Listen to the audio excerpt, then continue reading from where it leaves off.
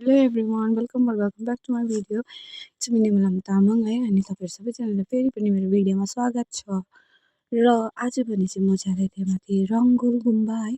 अन्त रङ्गुल गुम्बा चाहिँ किन गएको भन्दा चाहिँ नि साथीहरू आज चाहिँ हाम्रो बोजूको 5th दुन्जी थियो है। अस्तिको 4th दुन्जी चाहिँ हामीले घुममा गरेको थियौँ है।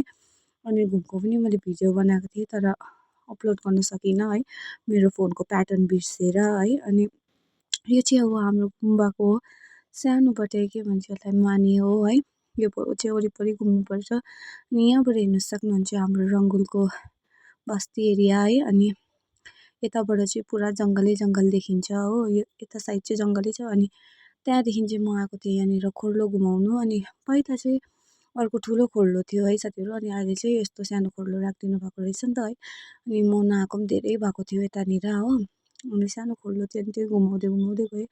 हाम्रो बुद्धिस्टमा चाहिँ योहरू सबै घुमाउनै पर्छ है, र ब्लेसिङ्सै हो भन्छ। अनि कसलाई थाहा छ थाहा छैन कमेन्ट गर्नुहोस् है साथीहरू। अनि त्यहाँदेखिको चाहिँ हामी आए छिमी बाल्नु। अनि यो चाहिँ छिमी बाल्ने हो गुम्बाको है, रङ्गुल गुम्बाको यो छिमी बाल्ने एकदम दामी बनाउनु भएको रहेछ। अनि भित्र गुम्बा हेर्नु सक्नुहुन्छ दामी सजाइरहेछ। यो चाहिँ किन सजायो भन्दा चाहिँ अस्ति भर्खरै बुद्ध जयन्ती थियो, त्यसले गर्दा चाहिँ एकदम दामी डेकोरेटेड गर्नुभएको रहेछ है।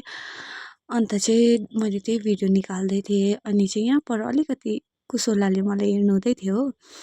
अनि चाहिँ यो थियो यस्तो दामी सजाइरहनु थियो, आङीहरूले चाहिँ त्यहाँ सुँघिदिनु हुँदै थियो मलाई हो।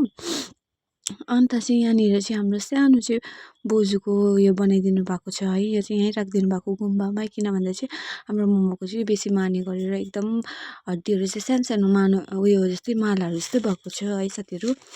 अनि thank you so much for watching my video. See you in next video guys.